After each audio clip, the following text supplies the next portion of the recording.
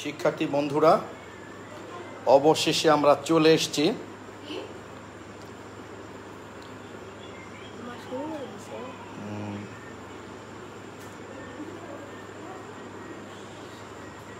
একটু দেখো তো ভাইয়া সব ঠিকঠাক আছে কিনা একটু তোমরা কমেন্টে জানাও। আমি ওই যে আইফোনে আমার এই কনভার্টার সাপোর্ট করছে না, বুঝছো, এই জন্য বয়া ছাড়া কথা বলছি। তোমরা আমাকে একটু কমেন্টে বলো যে আমার কথাগুলো স্পষ্ট বোঝা যাচ্ছে কি না। যদি না যায় তাহলে আমি ফোনটা চেঞ্জ করব, এই কারণে একটু প্লিজ তোমরা আমাকে বলো তো ভাই, একটু বলো যে আমার কথাগুলো বোঝা যাচ্ছে কি না। তোমরা আমার কথা বোঝা গেলে আমরা শুরু করব ক্লাস, আর না হলে আমি ফোন চেঞ্জ করব। আমি বয়া ছাড়া আজকে কথা বলছি তোমাদের সঙ্গে, কারণ এই ফোনে বয়া সাপোর্ট করছে না ভাই, এই জন্য।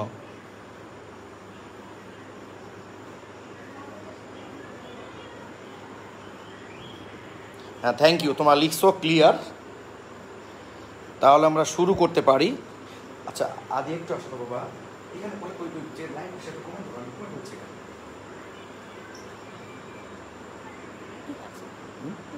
ওটা না, তোটাতে কমেন্ট।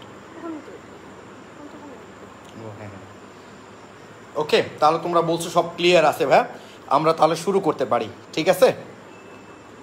এই তো ভাই ভালো আছি। ও আচ্ছা, আর 2-1 সেকেন্ড কি বাকি আছে নাকি? একটু ওয়েট করি, আমরা অন্তত 100 স্টুডেন্ট পার হোক ক্লাসে, তাই না?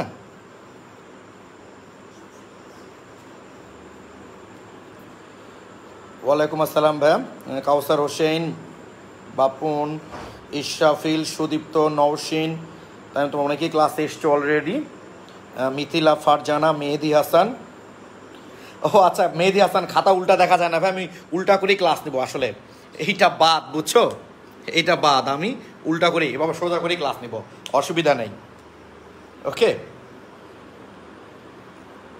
ওকে, ভালো আছি ভাইয়া আমি। সাদিয়া আফরিন, ফারিয়া রিয়া, সপ্তদ্বীপ বসাক জিজ্ঞেস করছো আদাব ভাইয়া।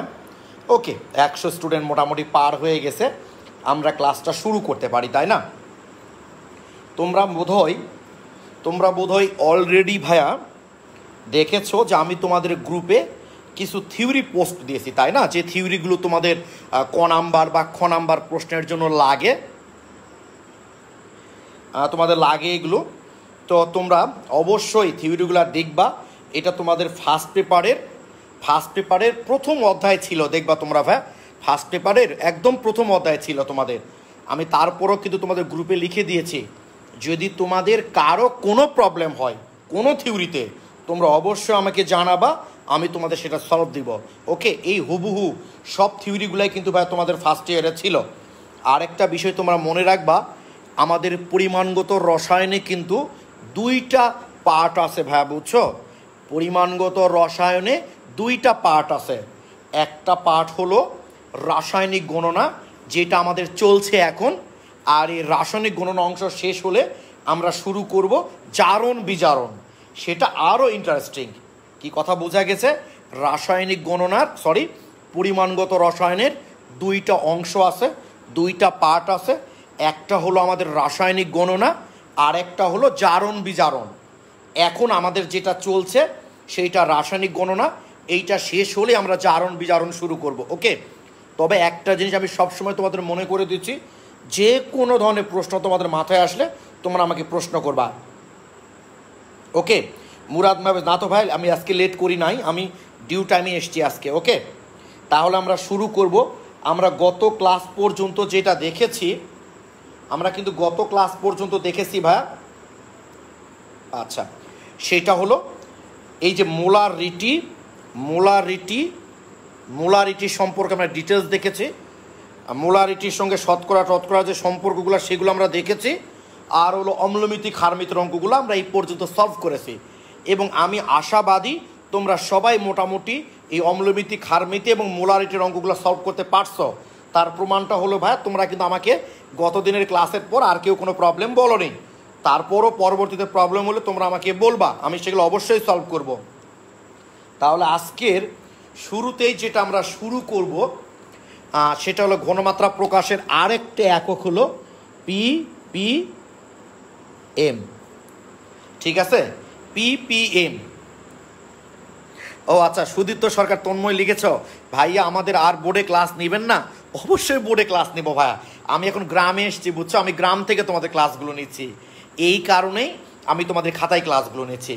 আবার আমি অবশ্যই সামনের সপ্তাহ থেকেই আমি গ্রামেই থাকবো, সামনের সপ্তাহ হয়তো, কিন্তু আমি তোমাদের বোর্ডেই ক্লাস নেব। সামনের সপ্তাহ থেকে আমাদের বোর্ডে ক্লাস হবে, অসুবিধা নাই। ওকে, তো দেখো ভাইয়া, যেটা বলছিলাম, পিপিএম এর পূর্ণ রূপটা হচ্ছে কি, পার্টস পার মিলিয়ন। কি ঠিক আছে? 1 মিলিয়নের 1 অংশ, পার্টস পার মিলিয়ন। তোমরা নিশ্চয়, আমি তোমাদের গ্রুপে আপলোড করেছি, একটু বের করে দেখাচ্ছি ভাই তোমাদের বইয়ে। এই যে দেখো, এই যে ওকে, পার্টস পার মিলিয়ন। অনেক সময় ক নাম্বার প্রশ্নে দেয় যে পিপিএম কি, তখন তোমরা কি বলবা? যদি লিখো পার্টস পার মিলিয়ন, এটাকেই বলা হয় পিপিএম, কোনো অসুবিধা নাই। অথবা বলতে পারো পার্টস পার মিলিয়ন, তাই না? Parts per million. তাহলে মিলিয়ন মানে কি বলো দেখি? আমরা মিলিয়ন মানে বুঝি 10⁶। ওকে, মিলিয়ন বলতে আমরা বুঝি 10⁶, অর্থাৎ এই যে ভাই 10⁶ গ্রাম দ্রবণে যদি 1 গ্রাম দ্রবীভূত থাকে। কি ঠিক আছে? 10⁶ গ্রাম দ্রবণে যদি 1 গ্রাম দ্রবীভূত থাকে, তাহলে যে দ্রবণটা তৈরি হয় সেটাকেই বলি আমরা পিপিএম। কি কথা ক্লিয়ার? যে 10⁶ গ্রাম। আরেকটা কথা আবার মনে করে দিই ভাইয়া তোমাদের, তোমরা না আজে বাজে কোনো কমেন্ট করবা না, এতে তোমাদের গুরুত্বপূর্ণ কোনো প্রশ্ন যদি থেকে থাকে। আচ্ছা, শুধু তো সরকার তন্ময় ভাই, আপনি গ্রামের বাসায়ও বই নিয়ে গেছেন? হ্যাঁ ভাই, আমি বই নিয়ে এসেছি। হ্যাঁ, আমি জানি যে কোনো মুহূর্তে আমার প্রয়োজন হতে পারে তোমাদের যে কোনো জায়গা থেকে ক্লাস নেওয়ার জন্য, আমি এই জন্য সঙ্গে নিয়ে এসেছি। ওকে, তো দেখো ভাইয়া, যে পিপিএম বলতে আমরা কি বললাম? Parts per million. মিলিয়ন মানে কি বুঝি আমরা? 10⁶। তো 10⁶ গ্রাম দ্রবণে যদি আমাদের 1 গ্রাম দ্রবীভূত থাকে, তাহলে যে দ্রবণটা তৈরি হয় সেই দ্রবণের ঘনমাত্রাটাকে আমরা প্রকাশ করি পিপিএমে। যেমন আমরা যদি বলি কোনো দ্রবণের ঘনমাত্রা ধরো 3 মোল, তাই না? 3 মোলার, 3m, তখন তোমরা কি বোঝো? তোমরা নিশ্চয়ই বোঝো এইটা দ্বারা যে ওই দ্রবণের ঘনমাত্রাটা কেমন। ওই দ্রবণের ঘনমাত্রাটা হলো 1 লিটার দ্রবণের মধ্যে 3 মোল দ্রবীভূত আছে, তাই না? 1 লিটার দ্রবণের মধ্যে 3 মোল দ্রবীভূত আছে। ঠিক তেমনই তোমাকে যদি কেউ বলে পিপিএম, তখন তুমি কি বুঝবা? 10⁶ গ্রাম দ্রবণে 1 গ্রাম দ্রবীভূত আছে। তাহলে তোমরা ভাবতে পারো ভাই যে পিপিএম সাধারণত কত লঘু দ্রবণের ক্ষেত্রে প্রকাশ করা হচ্ছে। যে 10⁶ গ্রাম দ্রবণের মধ্যে যদি 1 গ্রাম দ্রবীভূত থাকে, তাহলে যে দ্রবণটা তৈরি হয় সেই দ্রবণটাকে আমরা বলি আসলে পিপিএম। অর্থাৎ এইটাকে আমরা কিভাবে প্রকাশ করতে পারি একটু খেয়াল করো তোমরা। তাহলে 1 গ্রাম বাই 10⁶ গ্রাম, তাই না? অর্থাৎ 10⁶ গ্রাম দ্রবণের মধ্যে দ্রবীভূত আছে 1 গ্রাম। তাহলে এটাই হলো আমাদের অরিজিনাল পিপিএম। এখন কথা হচ্ছে, আমরা কি এই কাজটা করতে পারি না? দেখো তো, 1/10⁶ একটা কেমন কত ছোট একটা ভগ্নাংশ মান চলে এসছে। এইটাকে পূর্ণ সংখ্যায় প্রকাশ করতে গেলে আমরা কি করতে পারি বলো তো? আমরা নিশ্চয় এই মানটাকে যদি পূর্ণ সংখ্যায় প্রকাশ করতে চাই, তাহলে উপরে যদি 1000 দিয়ে গুণ করি আর নিচে যদি 1000 দিয়ে ভাগ করি, খেয়াল করো, উপরে যদি আমি 1000 দিয়ে গুণ করি তাহলে এটা হবে, আর নিচে যদি আমি 1000 দিয়ে ভাগ করি তাহলেও এটা থাকবে কিনা বলো তোমরা আমাকে। আমি কি করলাম? উপরে বলে ভাই এটা কেন করলেন সেটা আমি বলতেছি, দাঁড়াও, এটা আমি কেন করলাম। তাহলে উপরে আমি গ্রামকে 1000 দিয়ে গুণ করলে এটা মিলিগ্রাম হয়ে গেল। কি ঠিক আছে? 1 গ্রাম সমান 10⁻³ মানে 1000 মিলিগ্রাম। আর গ্রামকে 1000 দিয়ে ভাগ করলে কি হয়ে গেল? এটা কেজি। কি ঠিক কিনা বলো দেখি?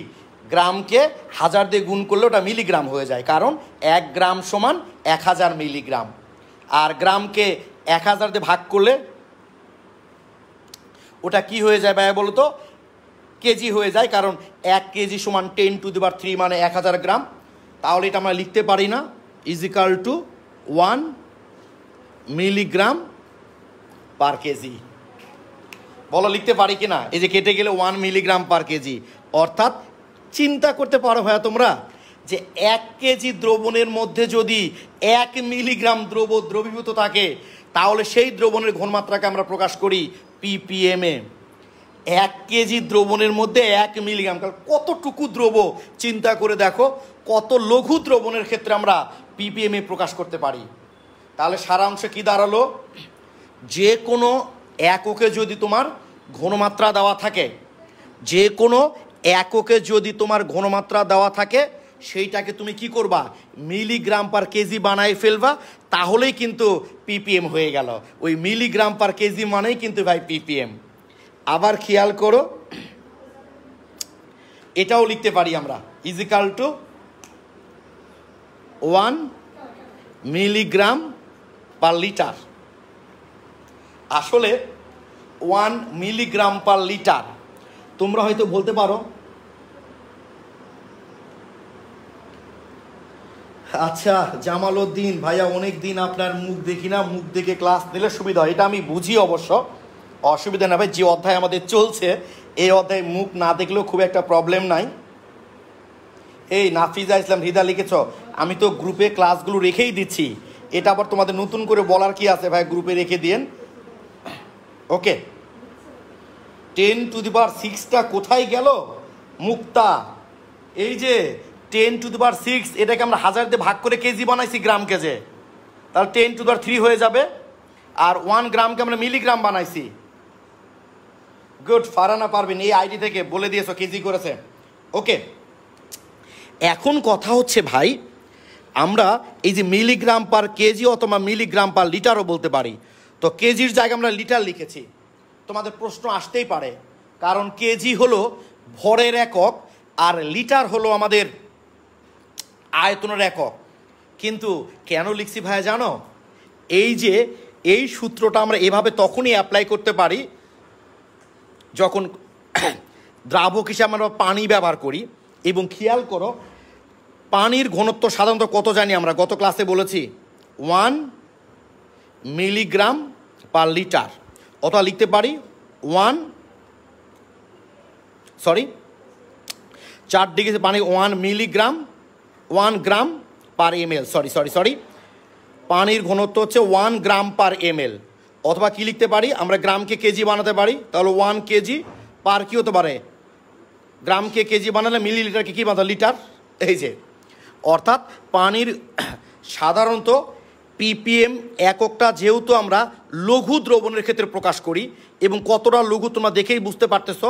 আর লঘু দ্রবণ কাকে বলি আমরা? দ্রাবকের তুলনায় দ্রবের পরিমাণ অতীব সামান্য হয়। 1 কেজি দ্রবণের মধ্যে 1 মিলিগ্রাম, তাহলে কত সামান্য বলো তো ভাই? তাই এখানে দ্রবকে যদি আমরা নেগলেক্ট করি, তাহলে শুধু পানির ঘনত্ব কত হয়? 1 গ্রাম পার ml। অথবা গ্রামকে যদি আমি কেজি করি, ml কে তাহলে লিটার করতে পারি। অর্থাৎ 1 লিটার পানির ভর হচ্ছে 1 কেজি, তাই আমরা কেজির জায়গায় আমরা লিটার লিখেছি। অর্থাৎ যেই এককই আমার অঙ্ক থাক না কেন, যেই এককেই থাক না কেন, আমাকে যদি ppm করতে বলে, তাহলে হয় আমরা ওটাকে মিলিগ্রাম পার কেজি বানাবো অথবা মিলিগ্রাম পার লিটার বানাবো। এখন তোমরা হয়তো আমাকে বলবা ভাই একটু স্পেসিফিক বলেন তো, একটু স্পেসিফিক বলেন দুটার মধ্যে কোনটা বানাবো। সেটা অঙ্কের ডাটার উপর নির্ভর করবে।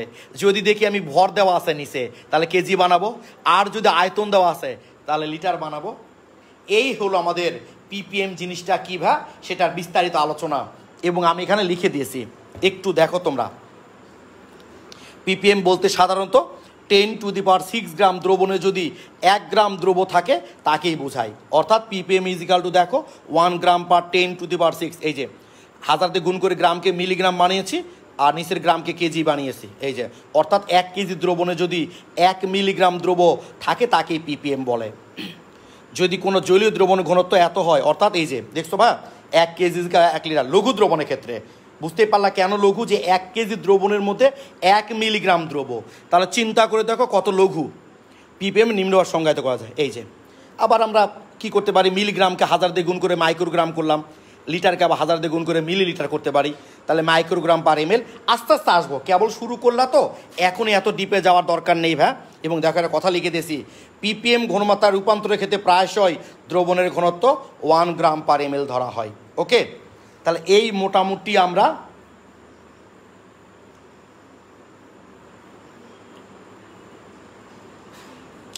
তোমাদের কেউ কি প্রশ্ন করে 378? আমি বুঝলাম না, ফারহানা পারভিন লিখেছো 378। ওকে, আমরা একটু অঙ্ক করি, তাহলে আর ভালো বুঝতে পারবো। তোমরা তো একটা বিষয় ভাই নিশ্চয়ই জানো যে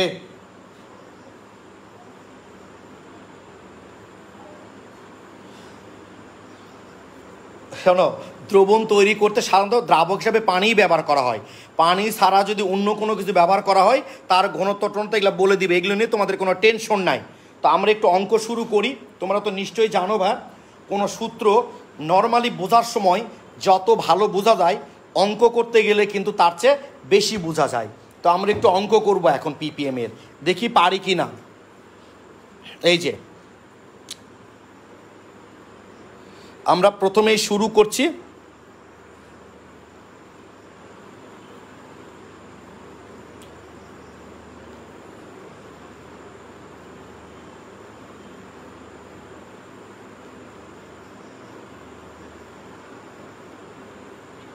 দেখি পারি কি না। ওকে, আমরা প্রথমে শুরু করছি 67 নাম্বার, 67 নাম্বার, 67 কি বলেছে? 67 দেখছো? 67 কোন দ্রবণের ঘনত্ব 0.033 গ্রাম পার কেজি, পিপিএম এককে ঘনমাত্রা কত হবে? খুব ইজি ভাইয়া, দেখো 67 কি বলেছে? কোন দ্রবণের ঘনত্ব কত দেওয়া আছে আমার এখানে? 0.033 গ্রাম পার কেজি। তো বলেছে পিপিএম এককে কত হবে। তাহলে নিচে তো কেজি ভাই আছেই, শুধু উপরে গ্রামকে মিলিগ্রাম বানাই দিলে তো হয়ে যায়। তার মানে 0.033 গ্রামকে কি বানাবো? মিলিগ্রাম বানাবো, 1000 দিয়ে গুণ করে। 1 গ্রাম সমান হচ্ছে 1000 মিলিগ্রাম, এটা কি হয়ে গেল? মিলিগ্রাম। আর নিচে তো কেজি আছেই, এটাই অ্যান্সার। কত আসতেছে দেখি একটু আমরা। 0.033 গুণ 1000, 33। অ্যান্সার কি 33 আছে? হ্যাঁ 33। এই যে 33 মিলিগ্রাম পার কেজি, এটা মানেই তো আসলে পিপিএম।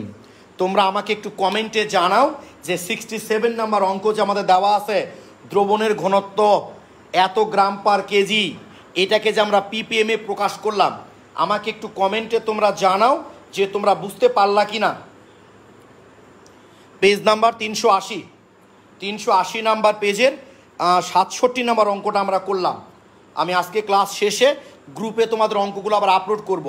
সেখানে আমাদের দেওয়া ছিল দ্রবণের ঘনত্ব এইটা দিয়ে বলা হয়েছিল পিপিএম এ কত হবে। যেহেতু নিচে কেজি আসেই, শুধু উপরে গ্রামকে আমরা 1000 দিয়ে গুণ করে মিলিগ্রাম বানাই দিলাম, তাহলে হয়ে গেল। সবাই ক্লিয়ার কিনা বলো একটু? পূর্ণিমা হক একদম ক্লিয়ার ভাই, থ্যাংক ইউ। তামান্না বুঝেছি, তোফাজ্জল হোসেন ক্লিয়ার। আচ্ছা ফারহানা পারভিন আবার বলেন ভাইয়া, খেয়াল করো গ্রাম পার কেজি আছে, নিচে তো কেজি আছেই। তো আমরা কি বললাম? পিপিএম মানে কি? মিলিগ্রাম পার কেজি বা মিলিগ্রাম পার লিটার। জাস্ট গ্রামকে আমি মিলিগ্রাম বানাই দিলাম 1000 দিয়ে, তাহলে তো মিলিগ্রাম পার কেজি হয়ে গেল। আর মিলিগ্রাম পার কেজি মানেই তো আসলে পিপিএম। ফারহানা পারভিন এই আইডি থেকে যে জয়েন করছো, আমাকে একটু প্লিজ বলো তো ভাই বুঝতে পারলা কিনা। আচ্ছা, ব্যাপন লিখেছো clear, Mithila clear, Suraiya clear, Atik Sariyar clear, Nousin Anjum বুঝেছি ভাইয়া, মাহিন ইয়েস ভাইয়া ক্লিয়ার। হ্যাঁ মোটামুটি সবাই লিখেছো ক্লিয়ার, থ্যাংক ইউ। পরের অঙ্কে আমরা চলে যাই একটু।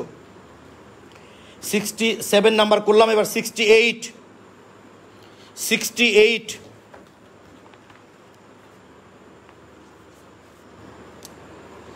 68 কি বলেছে একটু দেখি আমরা। 68 নিশ্চয় দেখতে পাচ্ছ তোমরা। 68 সোডিয়াম ক্লোরাইডের একটি 150 ml জলীয় দ্রবণে এত গ্রাম সোডিয়াম ক্লোরাইড আছে, এই দ্রবণে সোডিয়াম ক্লোরাইডের ঘনমাত্রা ppm এককে কত হবে, তাই তো?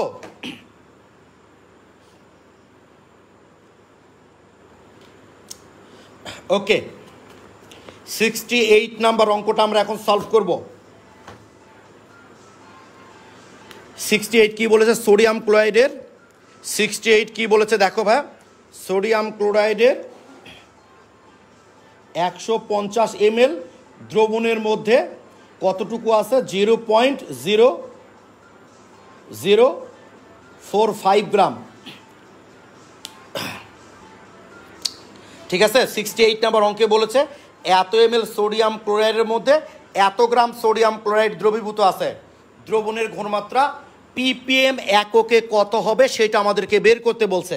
তাহলে দ্রব কত আছে ভাইয়া, দ্রব আছে আমার 0.0045, দ্রবণ কত আছে 150, এটা গ্রাম, এটা হলো ml। এখন আমার কাজ কি, গ্রামকে মিলিগ্রাম বানানো, উপরে মিলিগ্রাম রাখতে হবে, 0045 × 10⁻³ মানে 1000 বাই নিচে আমার ml, তাহলে ml যেহেতু এটাকে কী করতে হবে লিটার বানাতে হবে, তার মানে মিলিলিটারকে লিটার বানাতে গেলে 1000 দিয়ে ভাগ করতে হয়, এটাই কিন্তু অ্যান্সার। ক্যালকুলেটর চাপলে আমাদের অ্যান্সার চলে আসবে 45 × 1000 ভাগ 150 ভাগ -3 = 30 অ্যান্সার এসছে। অ্যান্সার কি 30 আছে? হ্যাঁ 30, এই যে বা 30, এটা কি মিলিগ্রাম, নিচে কি বানাইছি লিটার, তাহলে 30 মিলিগ্রাম পার লিটার মানেই তো আসলে ppm, 30 ppm। তোমরা আমাকে প্লিজ একটু জানাও যে বুঝতে পারলা কিনা এই অঙ্কটা। খুব ইজি ভাই, তোমার টার্গেট একটাই যে উপরে মিলিগ্রাম পাই লিটার করব অথবা মিলিগ্রাম পার কেজি করব, তাহলে অ্যান্সারটা হয়ে যাবে। তাহলে 68 নম্বর অঙ্কটা আমাদের হয়ে গেল। কিন্তু তোমরা আমাকে প্লিজ একটু জানাও 68 নম্বর অঙ্কটা তোমরা বুঝতে পেরেছো কিনা, একটু প্লিজ জানাও।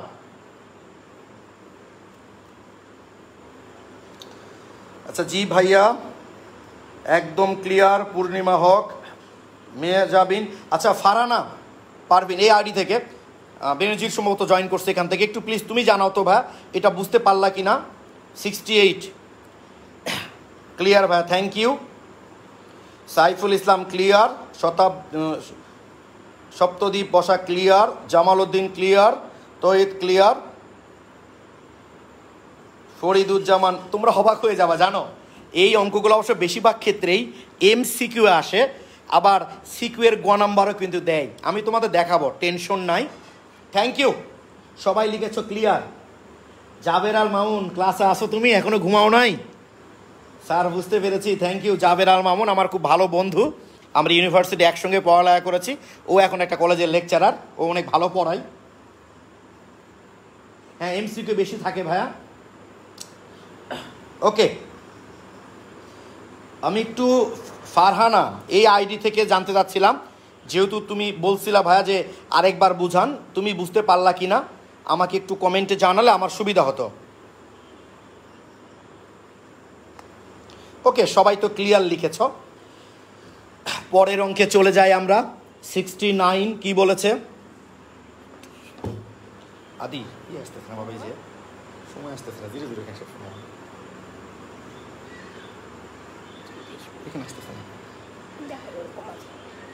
ওকে আচ্ছা থ্যাংক ইউ, ক্লিয়ার লিখেছ না।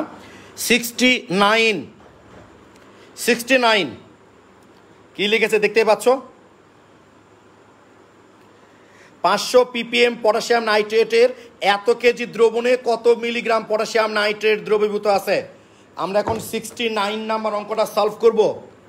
69, তোমরা তোমাদের বইয়ের 69 নাম্বার অঙ্কটা বের করো। কি বলেছে? 500 ppm, তাই না? 500 ppm পটাশিয়াম নাইট্রেট বলছে, 500 ppm পটাশিয়াম নাইট্রেটের কত 0.25 কেজি দ্রবণে কত মিলিগ্রাম পটাশিয়াম নাইট্রেট আছে। আমি কিন্তু ক্যালকুলেশন না করেই বলে দিতে পারি উত্তর 125। আমরা ক্যালকুলেশন না করেই মুখে মুখেই বলতে পারি উত্তর 125। কেন ভাইয়া জানো? 500 ppm মানে কি বলো দেখি তোমরা আমাকে। 500 ppm মানে হচ্ছে 500 মিলিগ্রাম পার কেজি, অর্থাৎ 1 কেজি দ্রবণে 500 মিলিগ্রাম দ্রব্য আছে। 500 ppm মানে তো 500 মিলিগ্রাম পার কেজি। তাহলে 1 কেজি দ্রবণে যদি 500 মিলিগ্রাম দ্রব্য থাকে, 1 কেজি দ্রবণে যদি 500 মিলিগ্রাম দ্রব্য থাকে, তাহলে 0.25 কেজিতে কত থাকবে বলো তো? তাহলে 1 কেজিতে আছে কত ভাই বলো তো? 500 মিলিগ্রাম দ্রব্য। 1 কেজি দ্রবণে আছে 500 মিলিগ্রাম দ্রব্য, তাহলে 0.25 কেজিতে কত হবে? 500 গুণ 0.25 মানে 4 ভাগের 1 ভাগ, 125 গ্রাম। এটাই অ্যান্সার। খুব সহজে মুখোমুখি করতে পারি যে 500 ppm পটাশিয়াম নাইট্রেট দ্রবণের 0.25 কেজি দ্রবণে কত মিলিগ্রাম পটাশিয়াম নাইট্রেট আছে, মানে দ্রব্য আছে। 500 ppm মানে হচ্ছে 500 মিলিগ্রাম পার কেজি, অর্থাৎ 1 কেজি দ্রবণে আছে 500 মিলিগ্রাম। তাহলে 0.25 কেজিতে কত থাকবে? 500 গুণ 0.25 ইজিক্যাল টু 125। খুব ইজি বললাম না ভাই? যেই এককে আমাদের ঘনমাত্রার মানগুলো দেওয়া থাক না কেন, ppm এ কনভার্ট করাটা খুব সহজ। ওকে, ও আচ্ছা আচ্ছা, থ্যাংক ইউ। গ্রাম লিখেছি আমি, না মিলিগ্রাম। হ্যাঁ, সপ্তদ্বীপ বসাক, থ্যাংক ইউ ভাই, thank you thank you thank you. তোমরা ক্লাস খুব গুরুত্ব দিয়ে করছো, তোমরা ভুল ধরতে পারছো মানে ক্লাসটা খুব মনোযোগ দিয়ে করছো। 125 মিলিগ্রাম, থ্যাংক ইউ ভাই, থ্যাংক ইউ ভেরি মাচ। তাহলে সবাই ক্লিয়ার? আমার ধারণা 69 নম্বর অঙ্কটাও তোমরা বুঝতে পেরেছ। আর আমি তো ভাই বলেইছি তোমাদের, বুঝতে না পারলে তো কোনো অসুবিধা নাই, আমি গ্রুপে আপলোড দিব তোমাদের, তোমরা আবার আমাকে জানাবা যে কোন কোন অঙ্ক পারো নাই। যে অঙ্কগুলো তোমরা পারবা না সেগুলো তোমাদের আমি আবার সলভ করে দিব। ওকে, এটা সহজ না? সবগুলোই সহজ। দেখো এবার 70 নাম্বারে কি বলেছে?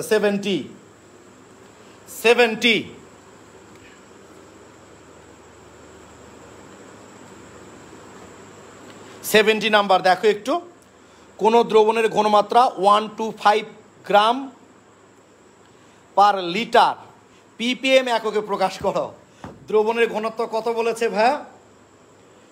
1.25 গ্রাম পার লিটার। দ্রবণের ঘনত্ব বলেছে 1.25 গ্রাম পার লিটার। এইটাকে ppm করতে বলছে। খুব ইজি না ভাই বলো তো? 1.25 গ্রামকে মিলিগ্রাম বানাও 1000 দিয়ে গুণ করে, আর নিচে তাহলে কত আছে? নিচে তো লিটার আছেই। এটাই অ্যান্সার, 1250 এত, এই যে মিলিগ্রাম পার লিটার মানেই হচ্ছে ppm। খুব ইজি অঙ্কগুলো দেখো, তাই না? আমাদের কি ছিল? গ্রাম পার লিটার ছিল, নিচে তো লিটার আছেই, এটা নিয়ে কোনো টেনশন নাই। নিচে তো ভাই লিটার আছেই, আমরা শুধু কি করলাম? গ্রামকে 1000 দিয়ে গুণ করে মিলিগ্রাম বানাই দিলাম, হয়ে গেল। হ্যাঁ, সবগুলো ম্যাথ ইজি, থ্যাংক ইউ ভাই। আমরা 70 নম্বর অঙ্কটা করে ফেললাম। শোনো, যতগুলো অঙ্ক মোটামুটি এই টাইপের আছে সবগুলো সলভ করে আমি তোমাদের আবার বলবো যে এর মধ্যে কোন অঙ্কটাকে তোমাদের একটু জটিল বা ক্রিটিক্যাল মনে হলো। তোমরা আমাকে কমেন্টে জানাবা, আমি সেটা আবার রিভিউ করব, কোনো টেনশন নাই ভাই। এই শরীরে 1 বিন্দু রক্ত থাকা পর্যন্ত তোমাদের বুঝিয়েই ছাড়বো। ওকে, 71 নাম্বার। কোন দ্রবণের ঘনমাত্রা এত মিলিগ্রাম পার লিটার হলে ppm এ কত? দেখো উপরে মিলিগ্রাম আছেই, শুধু নিচের ml কে তোমরা 1000 দিয়ে ভাগ করে, 1000 দিয়ে কি করবা? ভাগ করবা, তাহলে অ্যান্সারটা হয়ে যাবে। 500 আসবে অ্যান্সার সম্ভবত। আমার বিশ্বাস তোমরা 71 নাম্বারটা পারবা। 72 নাম্বারটা দেখো একটু। 72 নাম্বারটা খুব ভালো একটা অঙ্ক। 72 নাম্বারটা আমরা একটু করি। 72 কি বলেছে 72 নাম্বার অঙ্কে? 0.1 মোল ক্যালসিয়াম কার্বনেট দ্রবণে 0.1 মোল ক্যালসিয়াম কার্বনেট দ্রবণে ক্যালসিয়ামের ঘনমাত্রা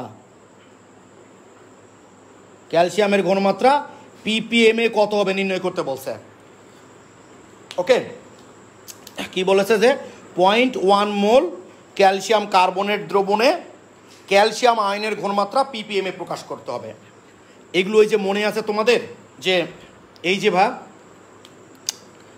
ক্যালসিয়াম কার্বনেট যদি দ্রবণে আয়নিত হয় তাহলে কি হবে, calcium ion plus carbonate ion, তাই না? 1 মোল ক্যালসিয়াম কার্বনেট যদি আয়নিত হয় তাহলে 1 মোলই ক্যালসিয়াম আয়ন তৈরি করে। তাহলে 0.1 মোল যদি আয়নিত হয় তাহলে ক্যালসিয়ামের ঘনমাত্রা কত হবে, 0.1। তাহলে সারাংশটা কি দাঁড়ালো, তাই না? আমার দেওয়া আছে ক্যালসিয়াম কার্বনেট, যেহেতু 1 মোল, ওই যে তোমাদেরকে মনে আছে আমরা মোলারিটি করার সময় আয়নের যে ঘনমাত্রা নির্ণয় করেছিলাম সেই জিনিস, আয়নের ঘনমাত্রা নির্ণয়ের সেই জিনিসই এটা। ওকে, তাহলে 1 মোল ক্যালসিয়াম কার্বনেটের মধ্যে 1 মোল ক্যালসিয়াম আয়ন আছে, তাহলে 0.1 এর মধ্যে কত থাকবে, 0.1। তাহলে তার মানে ব্যাপারটা কি দাঁড়ালো যে ক্যালসিয়াম 2+ এর ঘনমাত্রা 0.1, ঘনমাত্রা ppm এ প্রকাশ করতে বলছে, তাই তো? তাহলে খেয়াল করে এখন 0.1 মোল মানে কি নিশ্চয়ই তোমরা জানো, মোল পার লিটার। মোল পার লিটারকে তো আমরা কি বলেছি, বড়হাতের এম দ্বারা প্রকাশ করি। নিচে তো লিটার আছে, এটা নিয়ে আমাদের কোনো টেনশন নাই, লিটার থাকলোই, কারণ ppm এ নিচে লিটার আসবে। এবার মোল, তাহলে মোলকে আমরা যদি ভরে কনভার্ট করি, নিশ্চয়ই তোমরা জানো ভাই এটা n = W/m, তাহলে W সমান কী হবে, n × m, অর্থাৎ মোলকে যদি আমরা আণবিক ভর দিয়ে গুণ করি তাহলে ভর পেয়ে যাব। ক্যালসিয়ামের আণবিক ভর কত, 40 গুণ 0.1, তাহলে কত হবে, 4 গ্রাম পার লিটার। অ্যান্সার তো হয়ে গেছে এখন ভাই, 4 গ্রাম পার লিটার। তাহলে গ্রামকে কি করব এখন, মিলিগ্রাম করব, তার মানে 4000 মিলিগ্রাম পার লিটার = 4000 ppm। এটাই অ্যান্সার। 4 অ্যান্সার মিলছে না আমাদের? হ্যাঁ, মিলে গেছে, এটাই অ্যান্সার। আমি আরেকবার হাইলাইট করছি, তোমাদের ওই যে মোলারিটি নির্ণয়ের যে অঙ্কগুলো করেছিলাম সেখানে আয়নের ঘনমাত্রা নির্ণয়ের অঙ্কে তোমরা দেখবা যে 1 মোল ক্যালসিয়াম কার্বনের মধ্যে 1 মোলই ক্যালসিয়াম থাকে, তাহলে 0.1 এর মধ্যে কত থাকবে, 0.1। তাহলে 0.1 মানে কি, 0.1 মোল পার লিটার। মোলকে আমরা ভরে কনভার্ট করলাম কিভাবে, আণবিক ভর দিয়ে গুণ করে। তাহলে ক্যালসিয়ামের আণবিক ভর হলো 40, তাই 4 গ্রাম পার লিটার। জাস্ট গ্রামকে মিলিগ্রাম বানালেই তো ppm হয়ে গেল, নিচে তো লিটার আসেই। ক্লিয়ার কিনা বলো তোমরা আমাকে অঙ্কটা? 72 নাম্বার অঙ্কটা বুঝতে পেরেছো কিনা?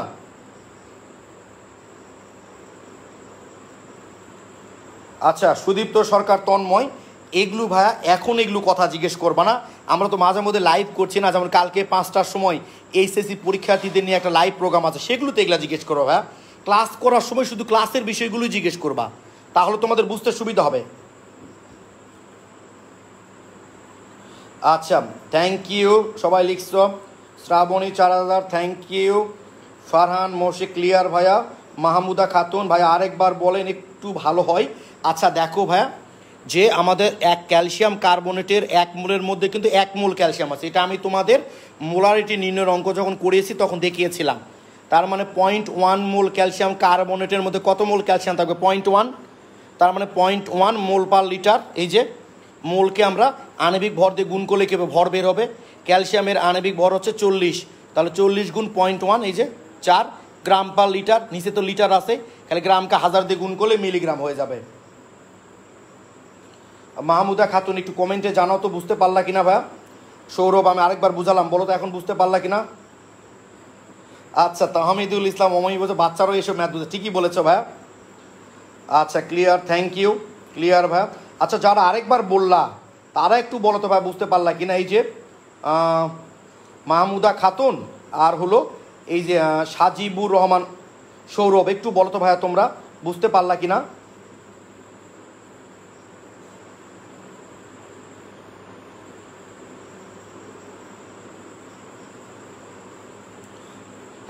নাজমুল সাকিব, ক্যালসিয়াম, হ্যাঁ ঠিকই লিখেছো তুমি, নাজমুল সাকিব ঠিক লিখেছো, ওইটাই, থ্যাংক ইউ। আচ্ছা, 76 নাম্বার, আরে ভাই এখনো যাইনি তো ওখানে, আমি যাই সিরিয়ালে আসতেছে, এমন যদি তো পার হয়ে যায় তাহলে হতো ভাই। আচ্ছা, ক্লিয়ার, থ্যাংক ইউ। আচ্ছা থ্যাংক ইউ, সবাই লিখেছো, ক্লিয়ার। ওকে 73 তো বুঝতেই পারলা এখন তোমরা। 73 নাম্বার, এত মোল সালফ্রিক অ্যাসিডের পরিমাণ কত ppm হবে? এই যে দেখো খেয়াল করে তোমরা, 73 নাম্বার ভ্যা 73। আমার ঘনমাত্রা যখন দেওয়া আছে, আয়তন নিয়ে মাথা ঘামানো তো কোনো দরকারই নাই রে ভাই, খালি ঘনমাত্রা নিয়ে আবার এক বালতির মধ্যে থাকার যার ঘনমাত্রা তো দেওয়া আছে 0.1 মোল, তাই এটা স্কিপ করলেও কোনো সমস্যা নাই, আমরা তাই এটা স্কিপ করে ফেলেছি। দেখো তাহলে 0.1, এই যে যেভাবে করি অঙ্কগুলো। ওকে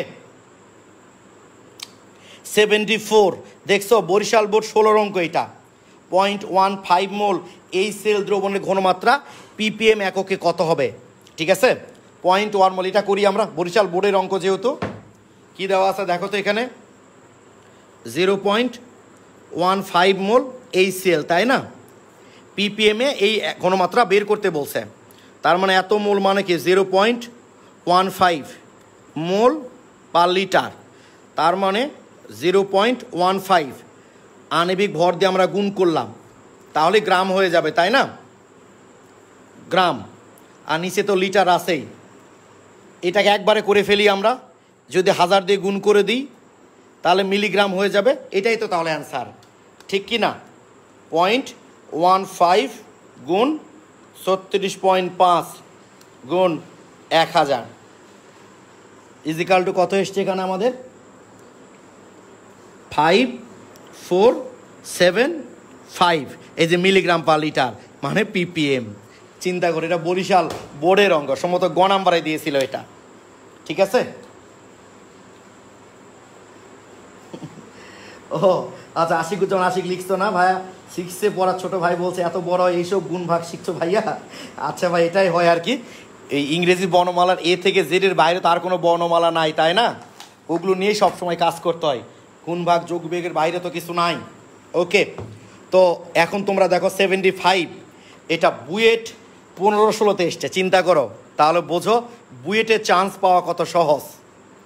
ক্লোরাইড আয়নের ঘনমাত্রা এত হলে দ্রবণের ppm কত? পারবা না তোমরা এখন? আমি কনফিডেন্ট তোমরা এখন পারবা, এটা কি পারবা কিনা বলো? 75 মিথিলা ফারজানা শুধু গ লিখেছ, বুঝলাম না এটার অর্থ। ওকে পারবা?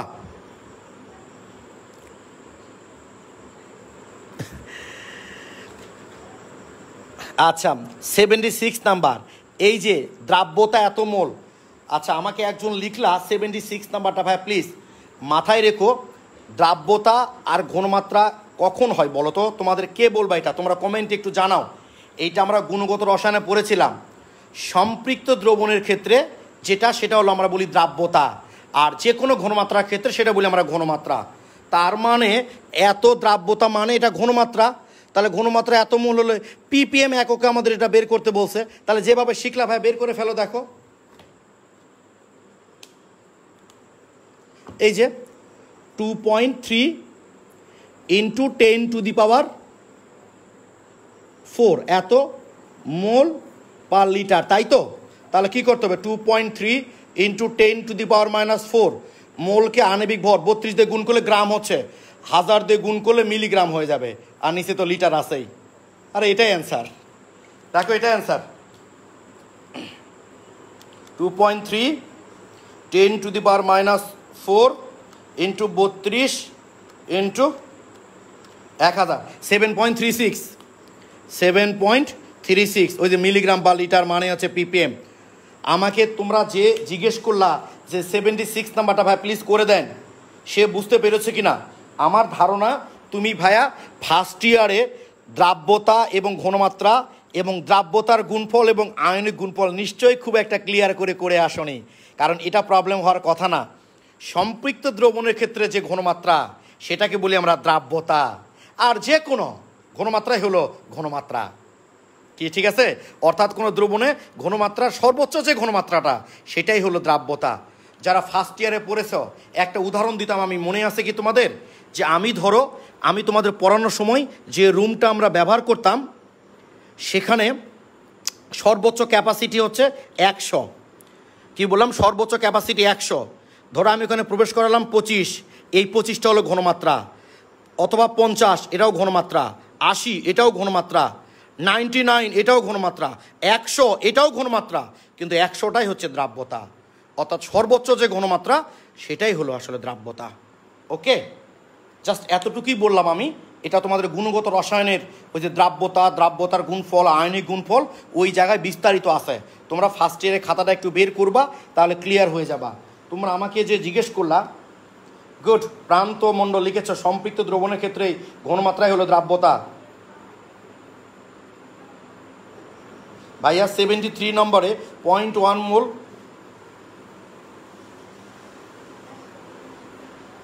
73 নম্বরে কি লিখছো ভাই? তোমার কথা বুঝতে পারিনি। Ka2 দ্বারা গুণ করতে হবে, বুঝতে পারিনি ভাইয়া তোমার কথা আমি।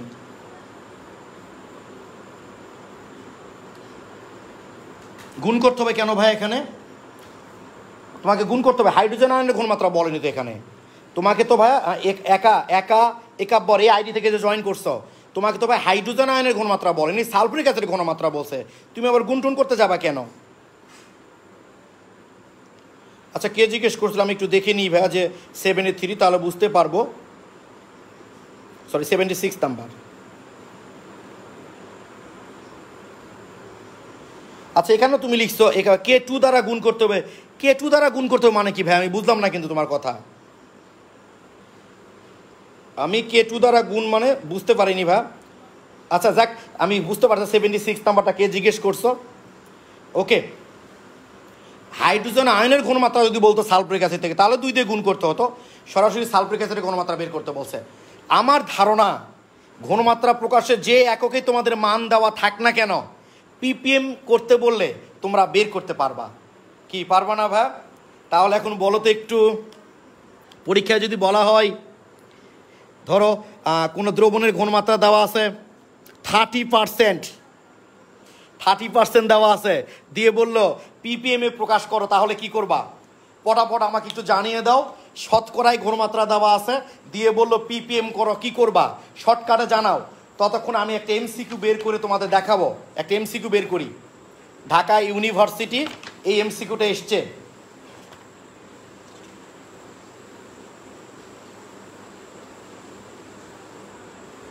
পেয়েছি, ঢাকা ইউনিভার্সিটি 5-6 সেশনে।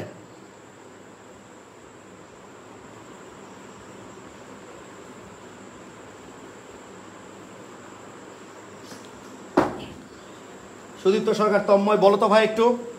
30%। শ্রাবণী ঠিক লেগেছ। সালফিউরিক অ্যাসিডের ঘনমাত্রা চাইছে, হাইড্রোজেন আয়নের না, 30%।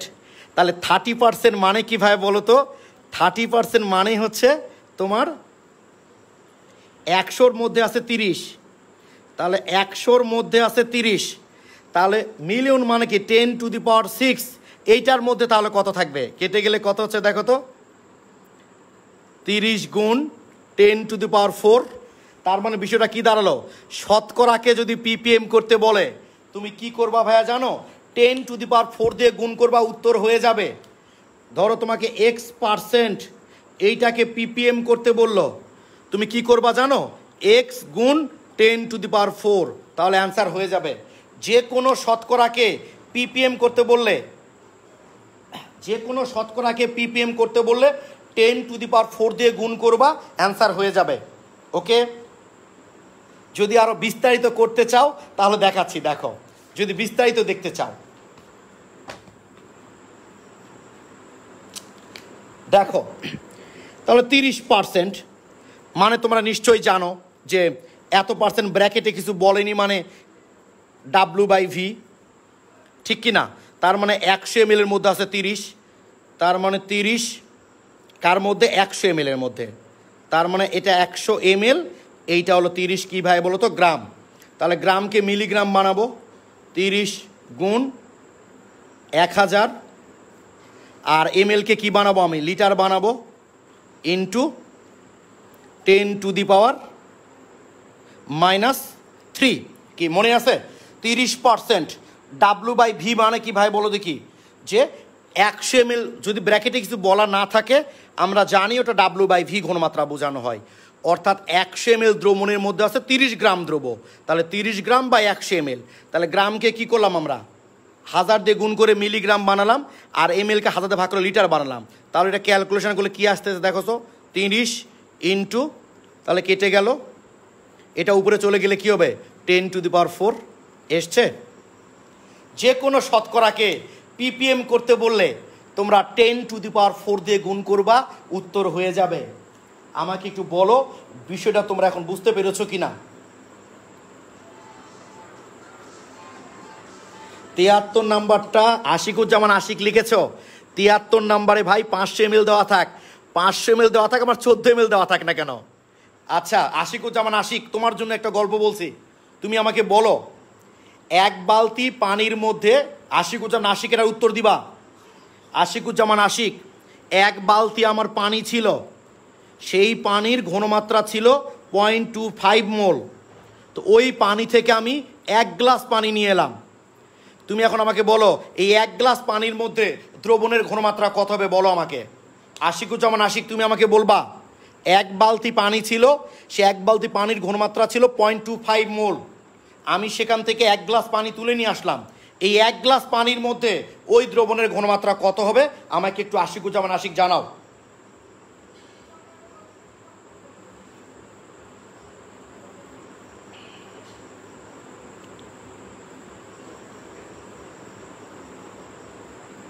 আশিক, আমি আনসার পাইনি এখনো। অনেকেই ক্লাস থেকে অবশ্য বের হয়ে গেছে, রাত হচ্ছে, মনে করে আমাদের আরও একটা মজার টিপস আজকে তোমাদের বলে আমি ক্লাস শেষ করব। ওকে, খুব মজার একটা টিপস আছে আজকে। আশিক, তুমি কি বুঝতে পারোনি? এখনো কমেন্ট করছো না। আচ্ছা, ঢাকা ইউনিভার্সিটি বলে একই থাকবে, বুঝেছি বীরবাদ। এবার বুঝতে পেরেছো যে আমি এখান থেকে 1 গ্লাস নিয়ে আসলে গুণমাত্রা 0.25ই থাকবে। তোমার আয়তন জাহান নামে যাক না কেন, আমার আয়তন যতই চেঞ্জ করি না কেন, আমি দ্রবের পরিমাণ তো আর চেঞ্জ করছি না, ফলে ঘনমাত্রা একই থাকবে, তাই আয়তনকে আমরা স্কিপ করেছি। ওকে, থ্যাংক ইউ। তাহলে এটা তোমরা সবাই বুঝতে পেরেছো যে যে কোনো কোথায় থেকে জিনিসটা আসলো আমি কিন্তু সব ভেঙে ভেঙে দেখিয়েছি। এইভাবে চিন্তা করলেও কোনো সমস্যা নাই, এই যেখানে দেখিয়েছি।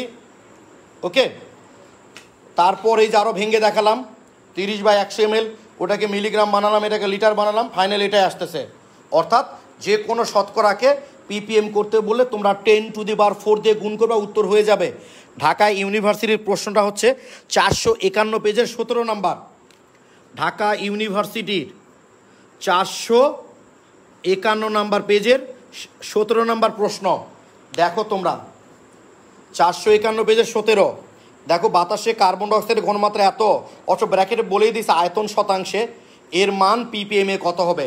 শুধু 10⁴ দিয়ে গুণ করবা, উত্তর হয়ে যাবে।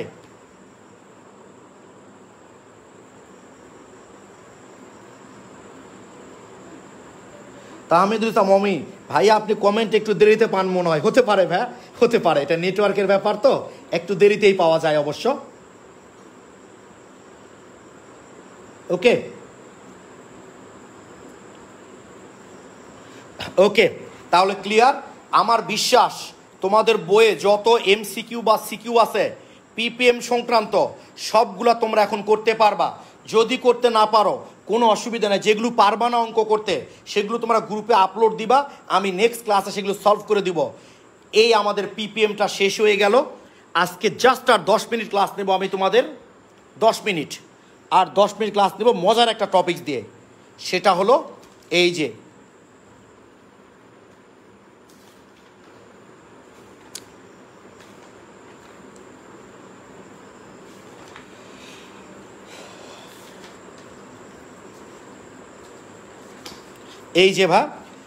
দেখতে পাচ্ছ নিশ্চয়ই টপিক্সের নামটা তোমরা, সমীকরণ ভিত্তিক ও মোলার আয়তন বিষয়ক গণনা। এই অঙ্কগুলা একটু ঝামেলা, একটু বেশি বেশি প্র্যাকটিস করতে হয়। তো আগামী ক্লাসে আমরা প্র্যাকটিস করব। আজকে শুধু দুটো অঙ্ক নিয়ে আমরা কথা বলবো, একটা হচ্ছে 24 এবং 25। মেডিকেল, ভার্সিটি, ইঞ্জিনিয়ারিং এমন কোনো প্রতিষ্ঠান নাই এখান থেকে প্রশ্ন হয় না। সেটা কি শোনো, তোমাদেরকে যদি বলা হয় গ্লুকোজের ঘনমাত্রা নির্ণয় করা হয় কয়টি এককে, গ্লুকোজের সাধারণত দ্রবণে গ্লুকোজের ঘনমাত্রা নির্ণয় করা হয় কয়টি এককে, গ্লুকোজের গ্লুকোজের ঘনমাত্রা নির্ণয় করা হয় দুটি এককে। সাধারণত গ্লুকোজের ঘনমাত্রা নির্ণয় করা হয় দুটি এককে। একটা হলো মিলি মোল পার লিটার, আর একটা হলো মিলিগ্রাম পার ডেসিলিটার। এইটা যেন তোমাদের জানা থাকে যে গ্লুকোজের ঘনমাত্রা নির্ণয় করা হয় দুটি এককে। 374 নাম্বার পেজ, যারা পেজ নাম্বার জিজ্ঞেস করছো 374। গ্লুকোজের ঘনমাত্রা নির্ণয় করা হয় দুটি এককে, একটা হলো মিলি মোল পার লিটার, আর একটা হলো মিলিগ্রাম পার ডেসিলিটার। কি ঠিক আছে? গ্লুকোজের ঘনমাত্রা নির্ণয় করা হয় দুটি এককে, একটা হলো মিলি মোল পার লিটার, আর একটা হলো মিলিগ্রাম পার ডেসিলিটার। তো প্রায় এমসিকিউয়ে, বিশেষ করে এমসিকিউয়ে এই অঙ্কগুলো দেয়। কিভাবে দেয়? অঙ্কে দেওয়া থাকে যে গ্লুকোজের ঘনমাত্রা মিলি মোল পার লিটার এককে এত হলে মিলিগ্রাম পার ডেসিলিটার এককে কত হবে। আবার অনেক সময় বলে মিলিগ্রাম পার ডেসিলিটারকে মিলি মোল পার লিটার এককে কনভার্ট করলে কত হবে। আমি তোমাদের এখানে চমৎকার একটা নিয়ম লিখে দিয়েছি, দেখো খেয়াল করো তোমরা। মিলি মোল পার লিটার এককে যে মান দেওয়া থাকে তাকে 18 দ্বারা গুণ করলে মিলিগ্রাম পার ডেসিলিটার এককে মান পাওয়া যাবে। আবার মিলিগ্রাম পার ডেসিলিটার এককের মানকে 18 দ্বারা ভাগ করলে মিলি মোল পার লিটার এককে পাওয়া যাবে। এটা লেখা আছে তোমাদের বইয়ে যে মিলিগ্রাম পার ডেসিলিটার এককে যদি মান দেওয়া থাকে তাকে 18 দিয়ে গুণ করলে মিলি মোল পার লিটার হয়ে যাবে। একজন 77 নাম্বারের প্রবলেম বলেছ, ও আচ্ছা ওটা পরে করবো নি ভাই, তোমার গ্রুপে আপলোড দিলে আমি আগে অঙ্কটা করে দিতাম। দেখো আমরা অন্য অঙ্কে চলে গেছি, এখন ওটা পরে করে দিব। কী লেখা আছে যে মিলি মোল পার লিটার এককে যদি মান দেওয়া থাকে তাহলে তাকে 18 দিয়ে গুণ করলে মিলিগ্রাম পার ডেসিলিটার একক হয়ে যাবে, আর মিলিগ্রাম পার ডেসিলিটারকে 18 দিয়ে ভাগ করলে মিলি মোল পার লিটার হয়ে যাবে। কি করে আসলো এটা দেখো। আমি তারপর আরেকটা মজার টেকনিক বলবো তোমাদের। দেখো ধর এখানে লেখা আছে 8, মোটা কালি দিয়ে লিখি, 8 মিলিমোল পার লিটার, তাই না? তাহলে এটাকে আমার কি বানাতে হবে? Milligram per decilitre. তাহলে মিলিমোল, মোলকে গ্রাম বানাবো, তাহলে মিলিমোলকে মিলিগ্রাম বানাবো। তার মানে আণবিক ভর দিয়ে গুণ করলে হয়ে যায়। তাহলে 8 গুণ 180, তাহলে এটা কি হয়ে গেল? মিলিগ্রাম। বুঝো নি? মোলকে আণবিক ভর দিয়ে গুণ করলে গ্রাম হয়, তাহলে মিলিমোলকে আণবিক ভর দিয়ে গুণ করলে কী হবে? মিলিগ্রাম। তাহলে 8 গুণ 180 মিলিগ্রাম। আর লিটারকে আমরা ডেসিলিটার বানাবো। 1 লিটার সমান আমরা জানি 10 ডেসিলিটার। তাহলে কাটাকাটি গেলে কি থাকতেছে দেখো তো, 8 গুণ 18। কি বুঝতে পেরেছ? এই যে 8, এই যে 8 মিলিমোল ছিল, আণবিক ভর দিয়ে গুণ করেছি, করে মিলিগ্রাম হয়েছে। যেহেতু মিলিমোল তাই মিলিগ্রাম, মোল থাকলে গ্রাম হতো। আর নিচে লিটারকে ডেসিলিটার বানাইছি। 1 লিটার সমান 10 ডেসিলিটার, গুণ করলে এই দেখো 8 গুণ 18। এবার উল্টা হবে, যদি আমার মিলিগ্রাম বা ডেসিলিটারকে মিলিমোল পার লিটার করতে বলে। এই টেকনিকটাই মনে রাখতে বললাম তোমাদের আমি, যে মিলিমোল পার লিটার এককে যদি মিলিগ্রাম পার ডেসিলিটার করতে বলে তাহলে 18 দিয়ে গুণ করবা, আর মিলিগ্রাম পার ডেসিলিটারকে যদি মিলিমোল পার লিটার করতে বলে তাহলে 18 দিয়ে ভাগ করবা। এইবার মনে করো পরীক্ষার হলে গিয়ে ভুলে গেছ যে ভাইয়া কখন 18 দিয়ে গুণ করতে বলেছিল আর কখন ভাগ করতে বলেছিল। কি ঠিক আছে? পরীক্ষার হলে গিয়ে তুমি ভুলে গেছো যে ভাইয়া কখন 18 দিয়ে গুণ করতে বলেছে আর কখন ভাগ করতে বলেছে। কোনো সমস্যা নাই, যদি দেখো সংখ্যাটা ছোট তাহলে বড় করতে হবে, মানে তোমাকে 18 দিয়ে গুণ করতে হবে। যদি দেখো সংখ্যাটা ছোট তার মানে তোমাকে কি করতে হবে? বড় করতে হবে। তার মানে কি 18 দিয়ে গুণ করতে হবে। আর যদি দেখো সংখ্যাটা বড় তাহলে থেকে কী করতে হবে? ছোট করতে হবে, মানে কি 18 দিয়ে ভাগ করতে হবে। এখন তোমরা অনেকেই প্রশ্ন করো কখন সংখ্যা বড় ধরবো আর কখন ছোট ধরবো। দেখা যাচ্ছে মান দেওয়া আছে 39, এটা কি ছোটোর মধ্যে ধরবো না বড়োর মধ্যে ধরবো? 39 দেওয়া থাকবে না, দেখবা থাকলে 18 নিচে দেওয়া থাকবে অথবা 100-র উপর দেওয়া থাকবে। যদি দেখো 18 বা তার চেয়ে ছোটো মান দেওয়া আছে, ওটা কি ওই মাশরাফির রক্তের গ্লুকোজের ঘনমাত্রা, না সাকিব আল হাসানের ওটা কি ডায়াবেটিক রুগীর রক্তের গ্লুকোজের ঘনমাত্রা, নাকি জন্ডিস রুগীর, ওগুলো তোমার দেখার দরকার নাই। যদি দেখো মানটা ছোটো তাহলে 18 দিয়ে গুণ করে দিবা, আর যদি দেখো মানটা বড় তাহলে 18 দিয়ে ভাগ করে দিবা, অ্যান্সারে মিলে যাবে। আর 18 কোথায় থেকে আসলো তা তো দেখাই দিলাম, যে মিলিমোল, মোলকে আণবিক ভর দিয়ে গুণ করলেই ভর হয়ে যায় এবং সেটা গ্রামে হয়। যেহেতু মিলিমোল আছে তাই আণবিক ভর দিয়ে গুণ করলে মিলিগ্রাম হবে। আর নিচে তো লিটারকে ডেসিলিটার করতে গেলে 10 দিয়ে গুণ করতে হয়, কাটাকাটি করলে এই দেখো 8 গুণ 18। কি ক্লিয়ার কি না তোমরা বলো? মানটা ছোট থাকলে বড় করবা আর বড় থাকলে ছোট করবা। কোন একক থেকে কোন একক করতে বলছে ওইসব তোমাদেরকে দেখতে হবে না, আমরা জাস্ট কিছু এমসিকিউ সলভ করব। দেখো খুব মজা পাবা তোমরা দেখে, এত এসছে এগুলো। ফাইনাল পরীক্ষা থেকে শুরু করে অ্যাডমিশন টেস্ট পর্যন্ত সব জায়গায় দেয়। এই যে 451 নম্বর পেজের 8 নম্বর MCQ, Dhaka university 10, 11, 13, 14, Rajshahi university 13, 14, অনেক জায়গায় এসছে। দেখো এই যে একজন 8 নম্বর অঙ্ক,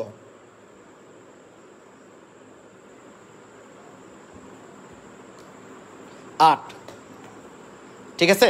একজন রুগীর রক্তে গ্লুকোজের পরিমাণ 10, আর পড়াই দরকার নাই, অ্যান্সার 180 হবে, কারণ ছোট মান যেহেতু তাহলে 18 দিয়ে গুণ করতে হবে। ঠিক আছে, খুব সহজ ভাই।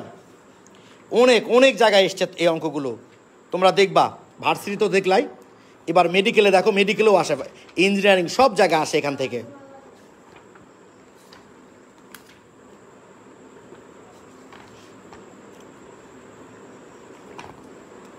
একটু মেডিকেল দেখতে চেয়েছি আমরা না। আচ্ছা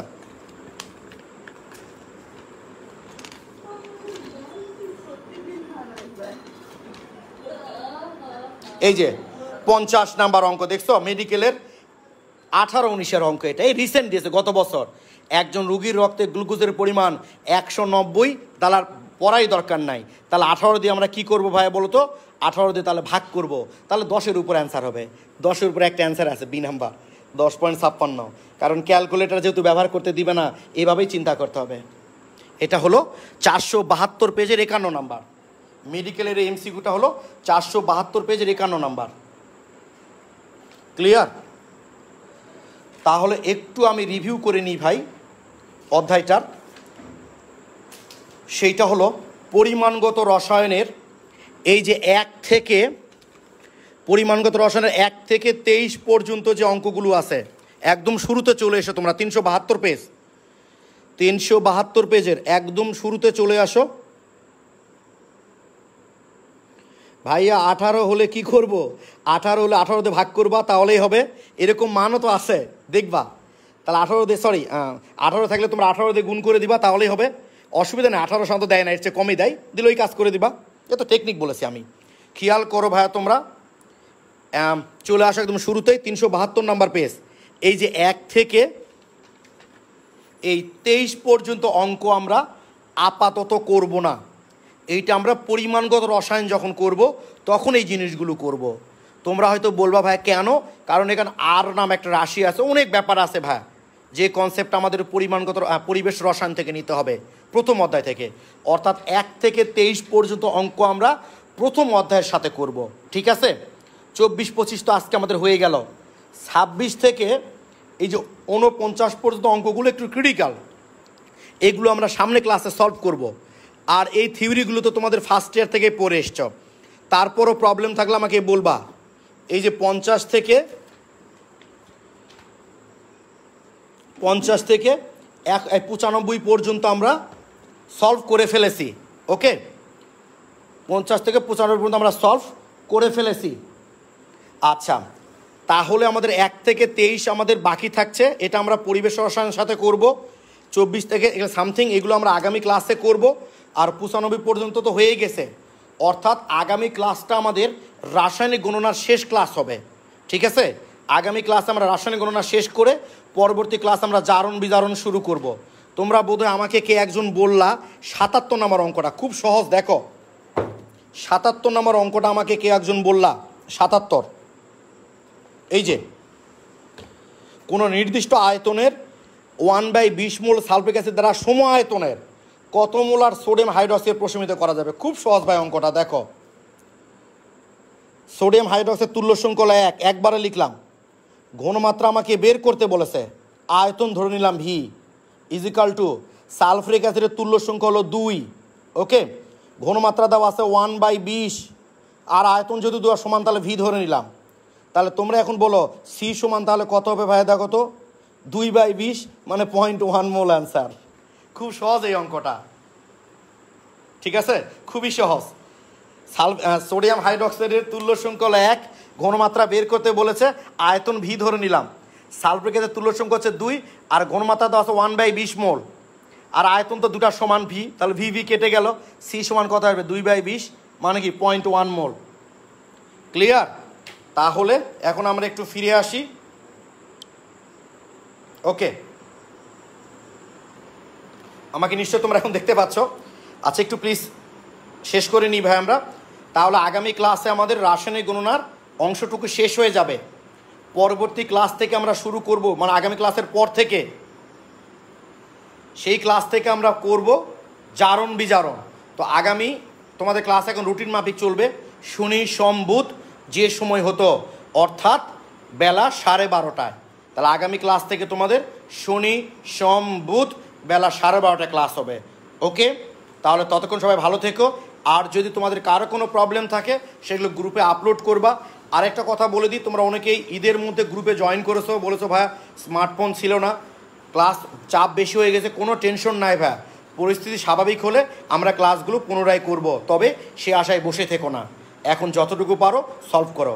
সবাই ভালো থেকো, সুস্থ থেকো। Thank you.